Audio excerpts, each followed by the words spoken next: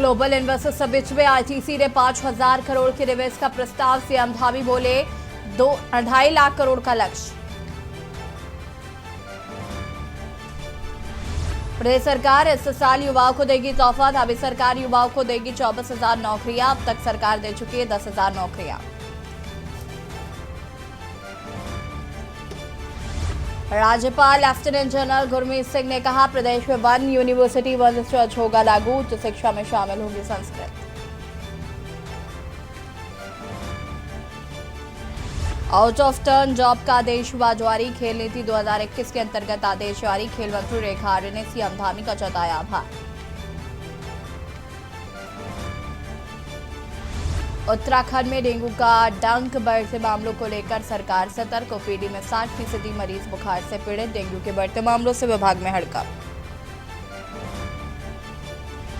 उत्तराखंड के 5 जिलों में भारी बारिश का अलर्ट, मौसम विभाग ने जारी किया येलो अलर्ट, 18 सितंबर तक जारी रहेगा अलर्ट। आप देख रहे हैं के न्यूज, खबरों का सारथी।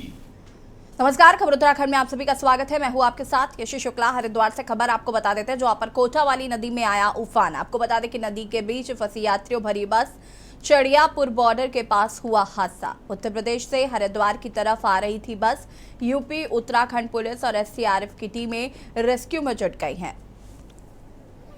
और ये तस्वीरें आपको दिखा रहे हैं नदी के उफान में फंसी बस।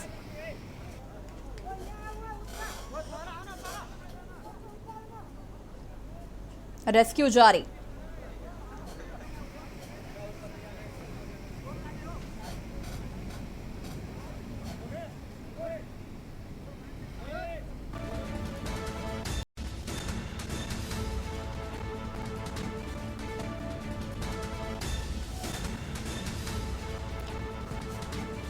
चड़ियापुर बॉर्डर के पास हुआ हादसा।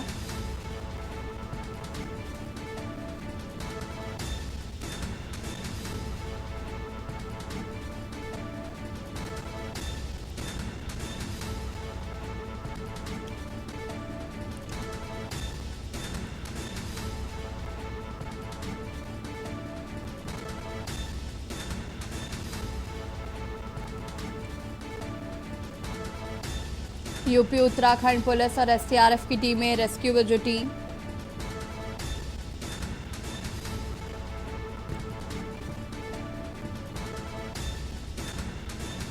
नदी के बीच फंसी यात्रियों से भरी बस।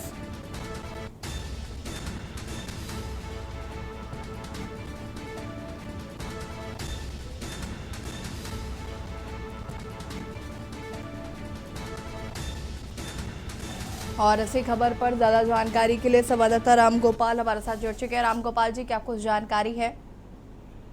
बिल्कुल, देखिए, ये कोटा नदी का क्षेत्र का मामला है, यानी कि कोटा नदी के पास उत्तर प्रदेश से उत्तराखंड यानी हरिद्वार ये प्राइवेट बस आ रही थी यात्रियों को लेकर के। अचानक पानी फ्लड आने से जो बस है वो नदी में फंस गई। हालांकि सूचना पर जो एनडीआरएफ और उत्तराखंड पुलिस के साथ उत्तर प्रदेश की जो पुलिस है वो मौके पर पहुंची। एनडीआरएफ की टीम रेस्क्यू कर रही है अभी तक लगातार, क्योंकि फ्लड ज्यादा आने से जो एनडीआरएफ की टीम है उसको काफी मशक्कत जो है करनी पड़ रही है। जी बिल्कुल।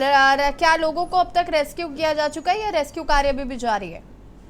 बिल्कुल, रेस्क्यू कार्य अभी भी जारी है, क्योंकि पानी नदी में बहुत बहाव तेज है, उसके कारण जो है लगातार रेस्क्यू में काफी कठिनाई आ रही है। क्योंकि लगातार जिस तरीके से देर रात से प्रदेश में बारिश हो रही है और मौसम विभाग ने भी पूरे प्रदेश में ऑरेंज अलर्ट जो है 4 दिनों के लिए अभी भी जारी किया है। तो कहीं ना कहीं ये कहा जा सकता है कि अभी भी आने वाले समय में और कठिनाइयों का सामना करना पड़ सकता है। हालांकि एनडीआरएफ और जो स्थानीय पुलिस है उत्तर प्रदेश और उत्तराखंड की संयुक्त जो है वो लगातार जो है रेस्क्यू यात्रियों की बसों में कर रही है। जी बिल्कुल। अगर हम बात करें तो क्या किसी तरीके की कोई जनहानि की खबर है या सभी सकुशल है? सभी सकुशल, बस में सवार जो यात्री थे उनको सकुशल बाहर निकाला जा रहा है। हालांकि कोई जनहानि की ऐसी कोई खबर जो है फिलहाल अभी तक नहीं है। ठीक है, बहुत बहुत शुक्रिया आपका तमाम जानकारी के लिए। और बता दें आपको कि यहाँ पर ये नदी हरिद्वार नदी में उफान आया और उसके बाद यहाँ पर एक बस फंस गई है। फिलहाल आपको बता दें कि रेस्क्यू कार्य जारी है।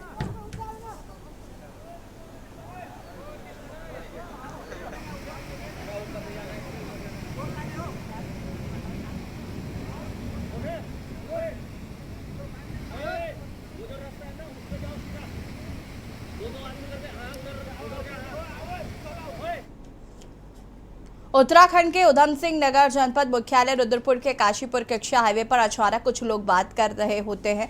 तभी एक युवक हाईवे पर पार करता हुआ हाथ में तलवार लिए पहुंचता है और मयान में से तलवार निकालकर हमला कर देता है। इस हमले में एक युवक घायल हो जाता है, वो भागकर अपनी जान बचाता है। इसके साथ ही मौके पर खड़ी हुई एक बोलेरो कार को भी वो तलवार से क्षतिग्रस्त करता है। उसके बाद हेलमेट से उसका फ्रंट शीशा तोड़ देता है। वहीं इस पूरे मामले में रुद्रपुर कोतवाली पुलिस अब जांच में जुट गई है। सीसीटीवी फुटेज के आधार पर घटना में शामिल हमलावरों की शिनाख्त की जा रही है।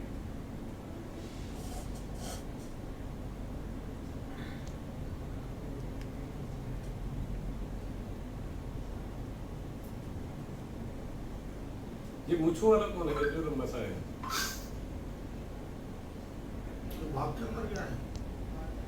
विभागीय सामने आती है तो संबंधित विभाग पर सख्त कार्रवाई करी जाएगी। साथ ही जो गड्ढा मुक्ति अभियान है वो क्योंकि बरसात के बाद जनरली सभी विभाग प्रारंभ करते हैं, तो हमने सभी विभागों का, सभी सड़क एजेंसीज का गड्ढा मुक्ति प्लान अगले 2 माह का कल ही तलब करवा लिया था। तो उसमें वो महिला शायद कहीं बाहर शादी समारोह में गई थी, जो अभी तक उसकी डिटेल मिली है। 3-4 दिन से वो बीमार थी, वो हॉस्पिटल नहीं आए थे। लास्ट मिनट में जब आए तो वो ऑलरेडी कंडीशन इतनी। खबर देहरादून से, जहां मौसम विभाग ने उत्तराखंड के 5 जिलों में भारी बारिश का अलर्ट जारी किया। देहरादून, नैनीताल, चंपावत, चमोली और बागेश्वर जिलों में 4 दिन के लिए भारी बारिश का येलो अलर्ट जारी किया गया है। इसके अलावा अन्य जिलों में हल्की से मध्यम बारिश हो सकती है। मौसम विज्ञान केंद्र देहरादून के निदेशक डॉक्टर विक्रम सिंह के मुताबिक सभी जिलों के लिए 18 सितंबर तक के लिए येलो अलर्ट जारी किया गया है।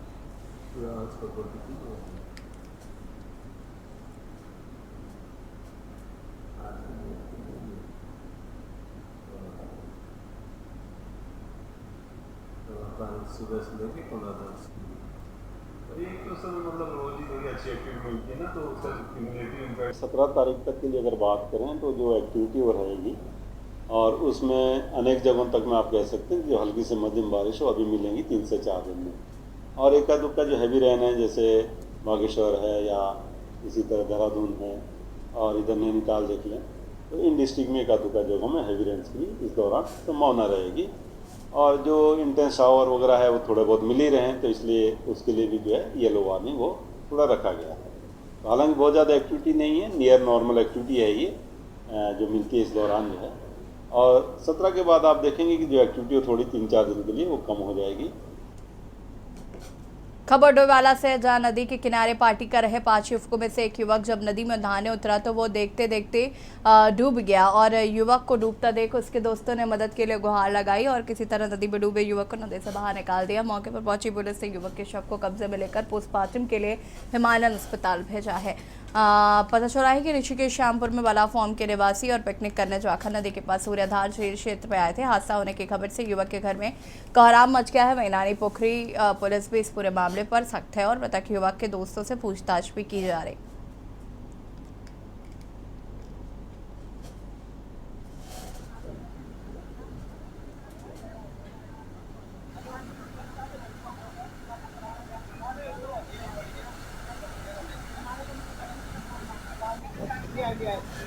बाहर निकालो ना बाहर।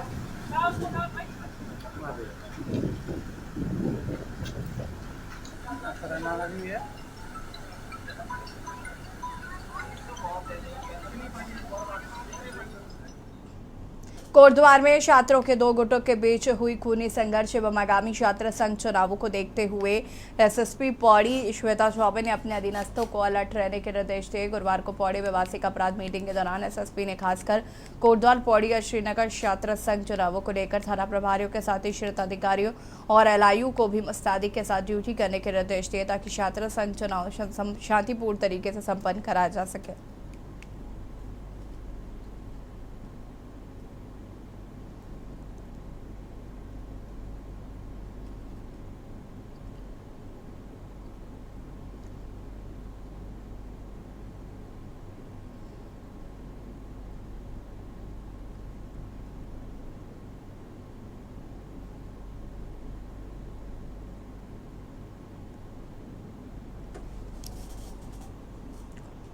देहरादून में कैबिनेट मंत्री गणेश जोशी ने कंडौली में बीते दिनों बारिश से हुए नुकसान का निरीक्षण किया। उन्होंने अधिकारियों संग पहुंचकर लोगों की पीड़ा भी सुनी और लोनवी ऊर्जा निगम को जरूरी दिशा निर्देश दिए। स्थानीय लोगों ने मंत्री को बताया कि बारिश के कारण कंडौली खाला की पुलिया और सड़क क्षतिग्रस्त होने से भारी दिक्कतों का सामना करना पड़ रहा है। पुलिया के पास बिजली का पोल है जिससे कभी भी दुर्घटना हो सकती है। मंत्री ने मौके पर यूपीसीएल के अधिकारियों को तत्काल पोल को दूसरी जगह शिफ्ट करने को कहा है। साथ ही लोनवी अधिकारियों को कंडौली की सड़क को शीघ्र दुरुस्त करने के भी निर्देश दिए हैं।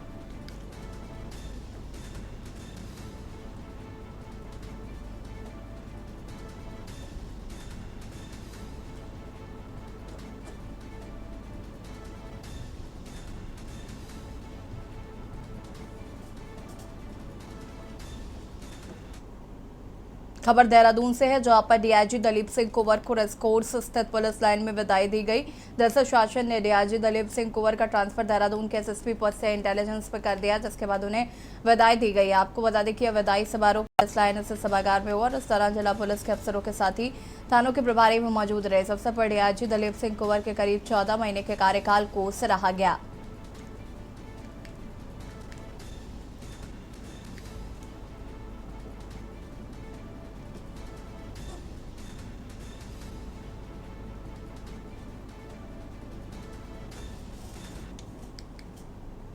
कोटद्वार में छात्रों के दो गुटों के बीच हुए खूनी संघर्ष में आगामी छात्र संघ चुनावों को देखते हुए एसएसपी पौड़ी श्वेता चौबे ने अपने अधीनस्थों को अलर्ट रहने के निर्देश दिए हैं।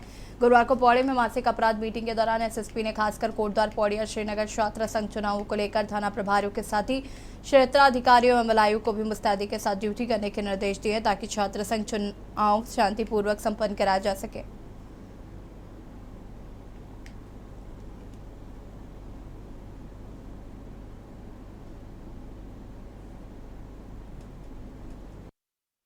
स्पेशली कोटद्वार, श्रीनगर और पौड़ी इन थाना प्रभारियों को और संबंधित क्षेत्र अधिकारियों को भी बताया गया है कि लगातार जो है वॉचफुल रहें। एलआईयू को भी इस संबंध में निर्देश दिए गए हैं कि थोड़ा सा इसमें जो ग्रुप्स हमारे इन्वॉल्व हैं, हमारे जो छात्र संघ है, हमारा एबीवीपी, एनएसयूआई, अलग अलग हमारी जो स्टूडेंट बॉडीज़ हैं, उनसे भी लगातार वार्ता करते रहें और जो भी चीज़ें आए उनसे उच्च अधिकारियों को भी अवगत कराते हैं। उर्दू संस्कृत का सवाल। आपको बता दें कि उत्तराखंड में लोकसभा चुनाव से पहले राज्य में संस्कृत पढ़ाने के मुद्दे पर सियासत शुरू हो गई है। दरअसल सरकार अब राज्य के मदरसों में आने वाले दिनों में बच्चों को अरबी के साथ ही संस्कृत भी पढ़ाने जा रही है और इस संबंध में उत्तराखंड वक्फ बोर्ड इसकी पहल करने जा रहा है। इसके लिए बोर्ड के अंतर्गत आने वाले 117 मदरसों को मॉडल बनाकर वहाँ एनसीईआरटी का पाठ्यक्रम लागू किया जाएगा। इसमें संस्कृत विषय भी शामिल है। बोर्ड के अध्यक्ष शादाब शम्स से बताया कि इसकी कार्य योजना को अंतिम रूप दे दिया गया है। उन्होंने बताया कि मॉडर्न मदरसों में बच्चों के लिए ड्रेस कोड भी लागू होगा। अमेरिका में रहने वाले फैशन डिजाइनर ने ड्रेस का डिजाइन करने की इच्छा जताई है। आपको बता दें कि वक्फ बोर्ड ने कुछ समय पहले बोर्ड के अंतर्गत आने वाले मदरसों में आधुनिकीकरण का निर्णय लिया था और अब वह इस दिशा में आगे बढ़ रहा है। इसके तहत प्रथम चरण में 4 मदरसों को मॉडर्न बनाया जा रहा है। वहीं एक तरफ जहां राज्य सरकार मदरसों को मॉडल बनाने और संस्कृत पढ़ाने की कवायद में जुटी है, तो वहीं दूसरी ओर विपक्ष का आरोप है कि सरकार चुनावी लाभ लेने के लिए ऐसी बातें कर रही है। धरातल पर ऐसा कुछ होने वाला नहीं है। देखिए रिपोर्ट।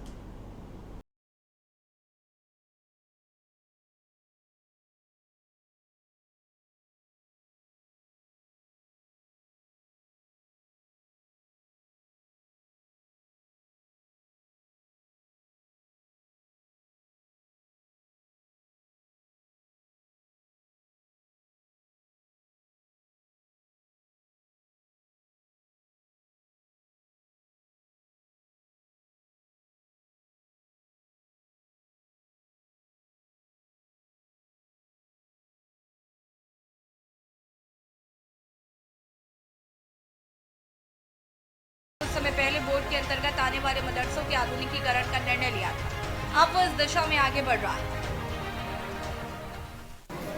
आज देहरादून के सहसपुर कुंजा ग्रांट में मदरसा तालिमुल कुरान हिफ्जुल कुरान में ये प्रोग्राम मुनक्किद किया गया था। यहाँ के लोग और ख़ासकर जो यहाँ के सदर हैं मदरसे की, ये वक्फ बोर्ड का मदरसा है, तो इनकी तरफ से जो हमने मॉडर्न मदरसे की एक मुहिम शुरू की है, उसके लिए इनका ये गुजारिश थी कि आप यहाँ भी आइए और हमारे मदरसे को भी मॉडर्न मदरसे में शामिल कीजिए।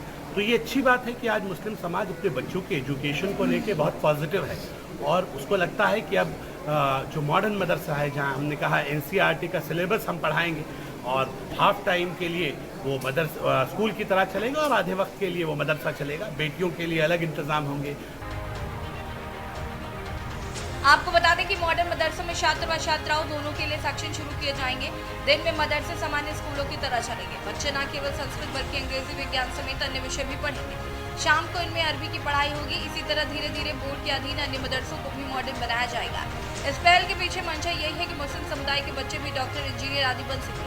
हालांकि राज्य में इस मुद्दे पर सियासत गर्मा गई है। कांग्रेस का आरोप है कि सरकार चुनाव के समय ऐसे मुद्दे लाकर जनता का ध्यान भटकाना चाहती है। सरकार चुनावी लाभ लेने से ऐसी बातें कह रही है। धरातल पर ऐसा कुछ नहीं होने वाला है। वहीं सत्ता पक्ष ने इन सभी आरोपों का खंडन करते हुए कांग्रेस पर झूठ बोलने का आरोप लगाया। कहा कि ये कोई परंपरा लागू करना नहीं चाहते, ये केवल गाल बजाने में माहिर हैं, ये सबूकेबाज हैं, ये जुमलेबाज हैं। मैंने कहा ना, जो पहले मदरसों के लिए कहा उसको तो पूरा करके दिखाइए। आप कभी लव जिहाद की बात करते हैं, कभी आप लैंड जिहाद की बात करते हैं। आपने मदरसों की तरफ ध्यान ही कब दिया? आपके 7 साल के कार्यकाल हम पे आरोप लगाते हैं, चलिए हमने नहीं किया होगा।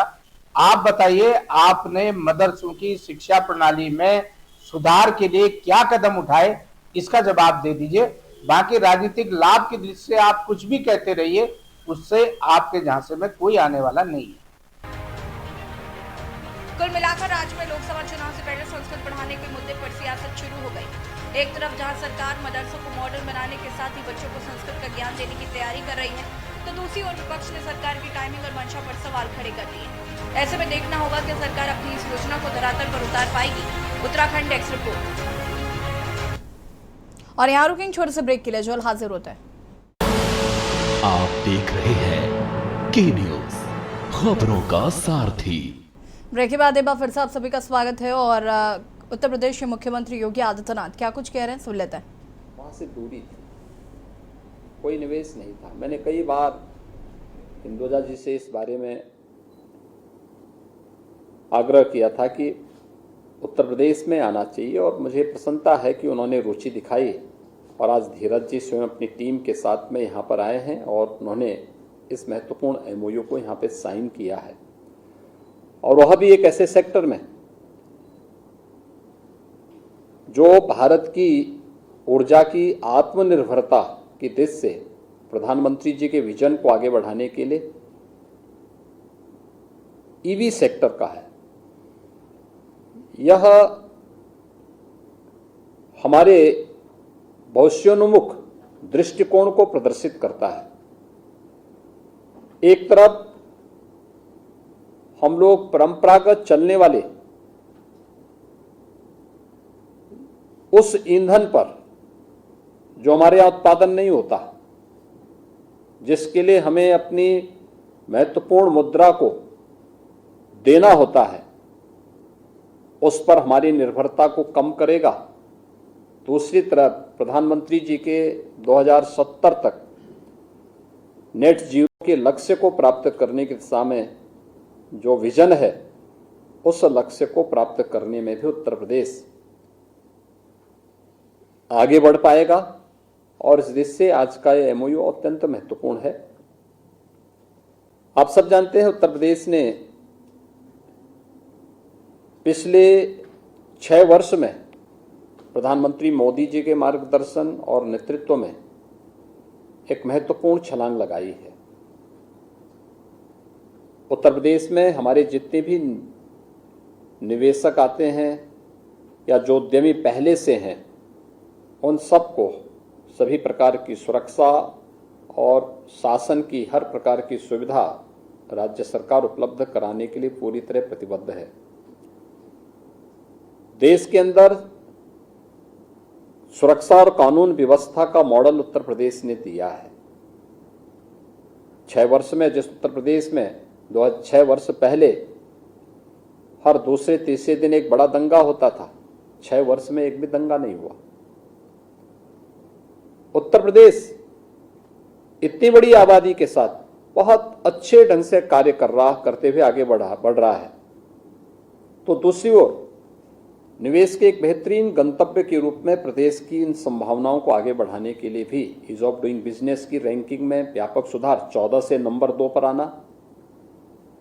उत्तर प्रदेश के अंदर पिछले 6 वर्ष के अंदर इंफ्रास्ट्रक्चर का एक नया तंत्र विकसित होना। आज आप देख रहे होंगे कि वर्तमान और भविष्य जो हमारी प्रस्तावित एक्सप्रेस हाईवेज हैं, 13 ऐसी एक्सप्रेस वेज वर्तमान में या तो बन चुकी हैं या बन रही हैं। इंटर स्टेट कनेक्टिविटी को हमने बेहतर किया है।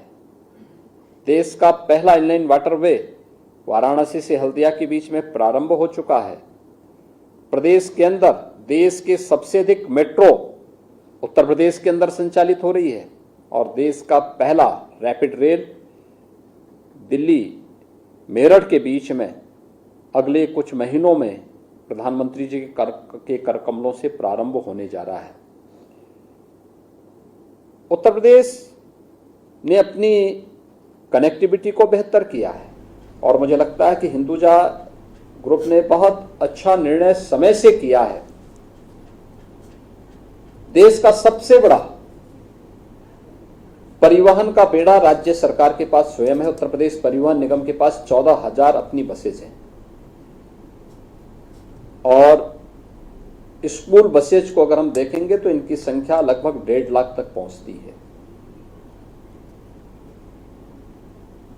आपने देखा होगा भारत सरकार ने जो अपनी नई पॉलिसी लेकर के आए हैं, जिसमें 15 वर्ष पुराने सभी जितने भी वाहन हैं इन सबको अलग अलग फेज में समाप्त करना, और इसी दिशा से हम लोगों ने एक व्यवस्था की है कि राज्य सरकार अपने परिवहन निगम के बेड़े के साथ ही इस समय हम 750 से अधिक इलेक्ट्रिक बसेज उत्तर प्रदेश के अलग अलग नगरों में संचालित भी कर रहे हैं। अभी 2 दिन पहले ही हमारी कैबिनेट ने 3 नई सिटी के अंदर इन बसेस को प्रारंभ करने का और भी नए सिटी के अंदर, अयोध्या के अंदर, सहारनपुर के अंदर, फिरोजाबाद के अंदर भी निर्णय लिया है। यानी ये संख्या काफी आगे बढ़ने जा रही है। देश का पहली सोलर सिटी के रूप में हम अयोध्या को विकसित करने जा रहे हैं। वहां पे हमारा कार्य प्रारंभ हो चुका है, तेजी के साथ कार्य हो रहा है प्रदेश के अंदर इन सब। और मुख्यमंत्री योगी आदित्यनाथ को यहाँ पर आप सुन रहे थे। आपको बता दें कि अशोक लीलैंड के साथ कंपनी के साथ MOU साइन हुआ है, जिसको लेकर मुख्यमंत्री योगी आदित्यनाथ ने इस बात की जानकारी दी। खबर उत्तराखंड में फिलहाल इतना ही। देखते रहिए के न्यूज़ इंडिया। नमस्कार।